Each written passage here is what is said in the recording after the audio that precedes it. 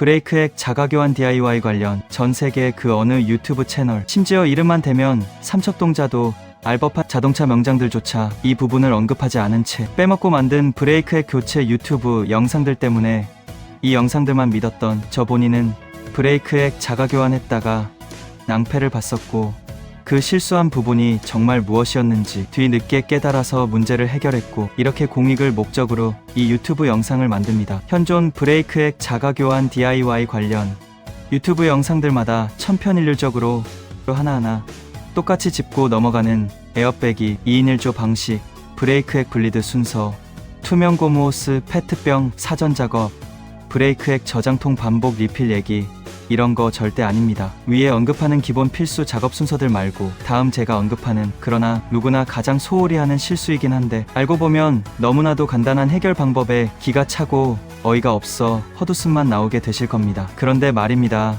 이 간단한 과정을 현존 레노우라 하는 유명한 유튜브 관련 채널에서조차 언급하지 않아서 저처럼 혼자 DIY 브레이크액 교체하다가 낭패를 보는 분들이 많을 것 같아 과연 얼마나 이 부분을 들어보셨는지, 혹은 인지하고는 있지만 설마 이것 때문에 라고 의구심이 드시는 분이 계실까요? 서론이 길었습니다. 단도직입적으로 핵심 본론으로 들어갑니다. 브레이크액 작업 시작 전에 꼭 반드시 빼먹지 말고 엔진 시동 스위치 ACC IG 이그니션 온 또는 엔진 시동 걸어 놓은 상태로 브레이크액 블리딩 작업하세요. 왜 그래야만 할까요?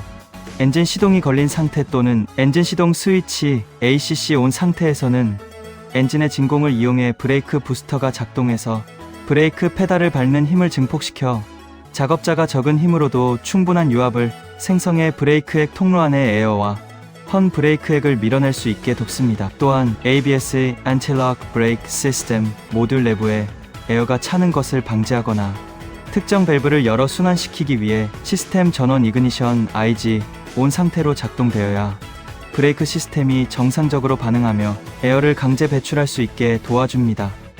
이 작업을 통해서 브레이크의 교체 작업 중 최대 스트레스 난관인 에어백이 문제로부터 반은 자동 해결됩니다.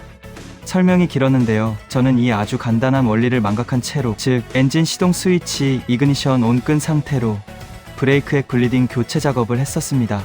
결과값이 어떻게 나왔을까요? 테스트 드라이브 나갔을 때 전형적인 브레이크 고장 증상, 즉 브레이크 페달이 힘알맹이 없이 막힘없이 스펀지처럼 쑥 끝까지 밟혀 들어감과 동시에 제동 성능이 브레이크액 교체 이전보다 현저히 훨씬 떨어졌고, 심지어 제동 시의 핸들 중앙 위치 상관없이 차량이 왼쪽 또는 오른쪽 한쪽 방향으로 갑자기 제 의지와는 상관없이 밀리면서 옆차선으로 제 차가 깜빡이 없이 갑작스럽게 난입하는 칼치기 사고 빌런 좀비 모드가 발동되었습니다.